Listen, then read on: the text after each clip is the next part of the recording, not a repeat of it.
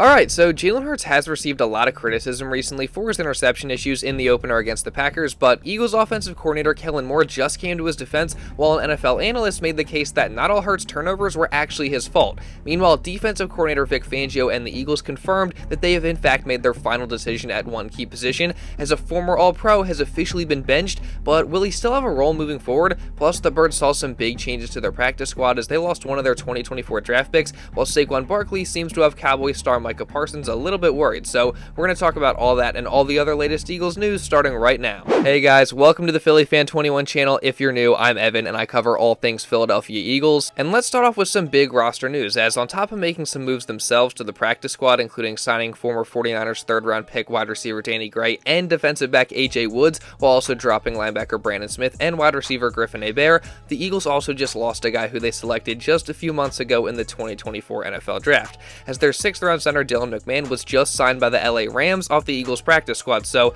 that's definitely very notable, and it also kind of sucks as teams typically do want to keep their draft picks around for a bit, even the late round ones, so they can try and continue to develop them and see what they can turn into. And McMahon is a guy who was probably the biggest surprise to not make the initial 53-man roster, as he had a good training camp, and of course he was also one of the Birds draft picks this year. So I personally thought he was going to make the squad, but obviously I thought wrong. He went to the practice squad, which I was okay with at the time, but this is the problem with having guys you want to keep around on the practice squad, as you risk losing them to other teams, and that's exactly what happened here. So all I can say is, while it is kind of unfortunate that his time here was so short, good luck to Dylan McMahon in LA, and hopefully he's able to have success there. But now, switching over to someone who I think we forget has had a lot of success here, we look at head coach Nick Sirianni, as after week 1, Sirianni now has the highest win percentage of any active NFL head coach at 67.3% with a 35-17 record.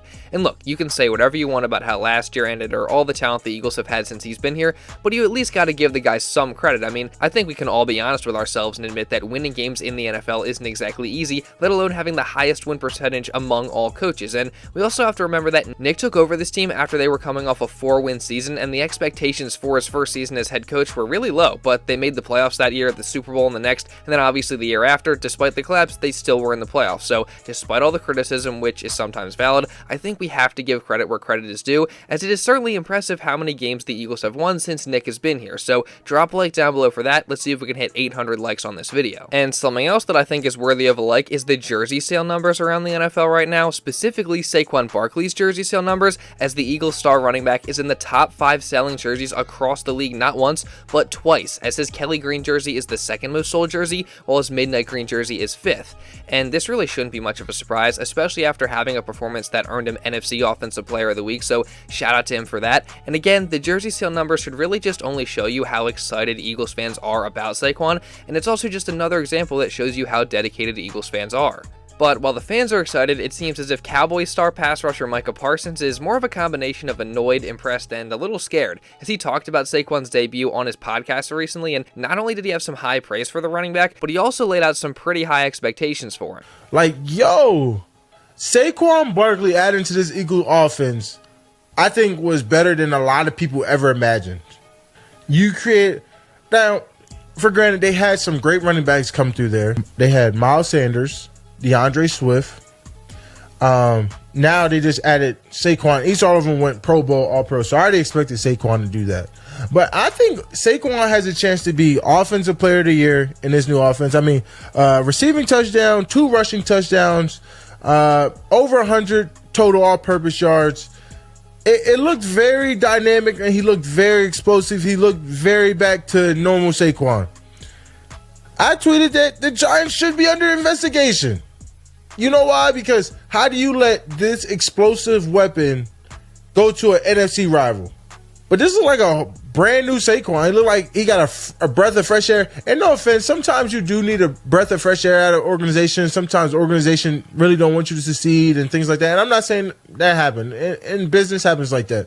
But this is like a whole new brand new Saquon. He looked great. I mean, The Eagles looked great. A.J. Brown, Devontae Smith, everyone also looked really good. I'd have to agree with Micah there. As Saquon looked just awesome in his Eagles debut, he does seem to be rejuvenated in a sense, almost like a fresh start is exactly what he needed, and it certainly only makes things easier to have all that talent around him that the Eagles offense obviously has. And like Micah said, I could definitely see Saquon winning Offensive Player of the Year if he stays healthy and keeps it up. Oh, and Micah, you're not fooling anybody, by the way. We all still know that you want to be an Eagle, and it's only a matter of time before it happens. And in regards to another edge rusher, it feels like it could only be a matter of time before Nolan Smith starts to make an impact. I mean, in week 1, I thought Smith was actually surprisingly pretty good, as there were several occasions where I feel like I saw him making good progress in defeating his block and getting around the edge, and he just looked active, and he even recorded a pressure on one occasion. Plus, like I discussed in my last video, he played a decent amount of snaps. In fact, he even played one more snap than Bryce Huff did, which was definitely a surprise. So I think after having a rough preseason where there was a lot of doubt surrounding him, Nolan's performance in week 1 was definitely a great sign and a step in the right direction for sure. And again, if he continues to get a decent amount of snaps, then I feel like it's only a matter of time before he starts to make a real impact. But now, moving over to Jalen Hurts and some of the concerns people have had about him after week 1, obviously, as I've said a bunch of times now, Hurts has been criticized quite a bit for the turnovers he had in this game, especially in the fashion in which they happened. And while I do think it is fair to criticize Hurts for this, as he just can't turn the ball over like that, I also do think everything has been a bit overblown, as aside from those picks, I thought he was great, and apparently, one of those interceptions may have not actually even been fully his fault, as NFL analyst Brian Baldinger defended Hurts' second interception in a recent breakdown. It's just red zone interception here because it always falls on the quarterback, even though it's not always on the quarterback. The protection is fantastic.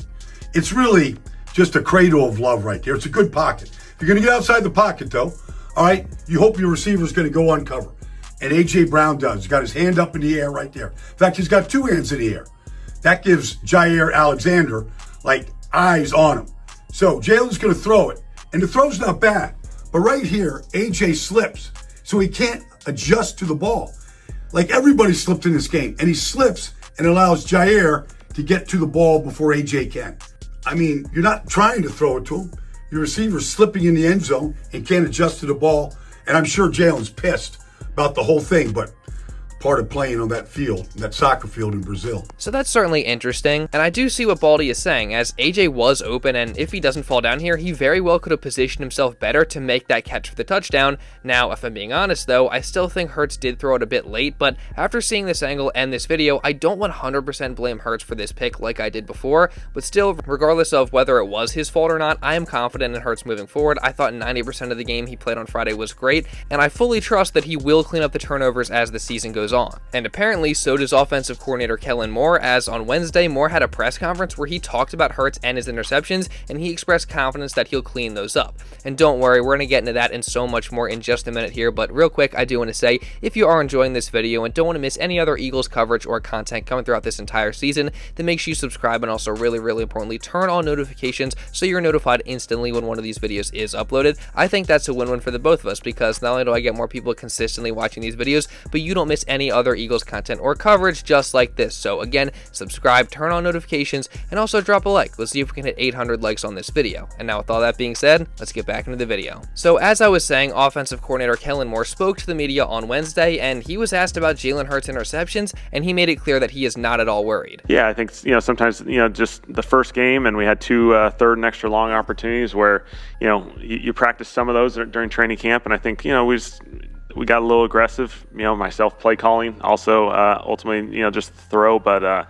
not overly concerned. To me, they're outliers in many cases. I think as we all have seen Jalen in those circumstances, so we feel optimistic we'll be just fine moving forward, and we'll be able to adjust. It seems to me like nobody in the Eagles locker room is really batting an eye about Hurts' turnovers, as far as we can tell at least, so I'm just really looking forward to him getting back out on the field against the Falcons this coming week, and moving forward after that, because I'm confident he is going to clean things up. And also, speaking of the Falcons, Kellen Moore was asked about their defense and the big acquisitions they made in the offseason on that side of the ball, and he talked about them and the challenges that they present just ahead of the matchup. Yeah, watching them on film, I think they do a really excellent job. I think, the front, putting him on the edge, a premier player, and then to have two safeties of that caliber of, just a great feel for the game, great understanding, and they kind of can tie everything together. I think, it's a veteran group, a really experienced group. They did a nice job of kind of containing Pittsburgh in some ways on Sunday, and so it'll be a challenge, and early in the season,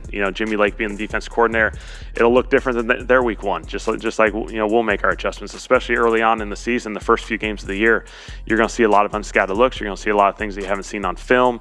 You got to be prepared to handle that, and trust your rules and trust your training that you've invested all of offseason on. I will say, as bad as the Falcons offense looked against the Steelers, I really don't think their defense looked that bad, and they do definitely have some nice pieces on that side of the ball, so it'll definitely be a somewhat tough and interesting matchup for the Eagles offense, and I am really looking forward to watching it. But now, moving on, one of the most surprising developments leading into week one was that Devin White, on top of being injured and missing the opener in Brazil, had also apparently lost his starting job to Nakobe Dean before the injury even happened. And at the time that these reports came out, I questioned them because of the fact that Devin White had taken pretty much all the first team reps during training camp, while Nakobe Dean was mainly with the second team. But then week one rolled around and Nakobe played really, really well in that starting role, as he had some awesome tackles for loss and some big hits as well, and his instincts and athleticism were really just on display. So after that performance, I understood why the coaches would want him starting, and fast forward to today, Vic Fangio spoke to the media where he was asked about this whole situation with Dean and White, and he confirmed that Nakobe Dean will be the starter moving forward. No, Nakobe's the starter. I just think from the start of camp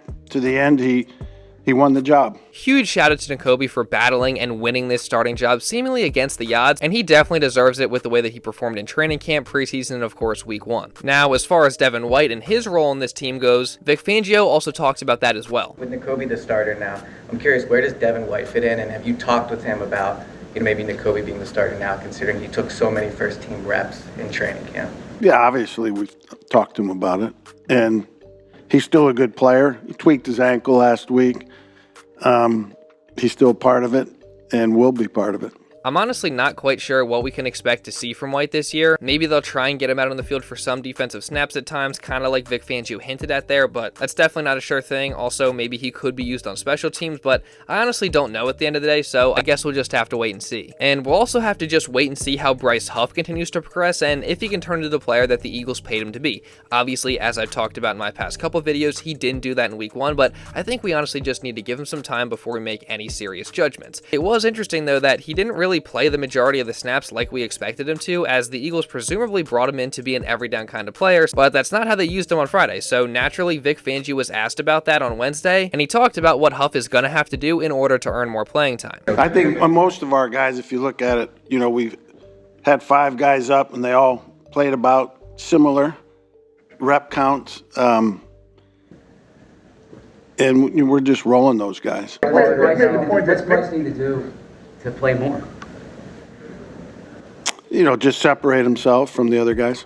I think that definitely sounds fair. I mean, if he separates himself from the others, then he should play more, so I'm really hoping he can do that, and the Eagles kind of honestly need him to do that, so it'll definitely be interesting to watch how everything plays out with Huff. And of course, this story is only going to continue into this week's game when the Eagles take on the Falcons in their home opener. And I want to be covering everything leading up to that matchup, as well as just all the other Eagles news throughout this entire season. So again, make sure you guys subscribe and turn on notifications if you don't want to miss any of that. And also, while you're at it, make sure you leave a like. It really does help me out a ton. Let's see if we can get to 800 likes on today's video.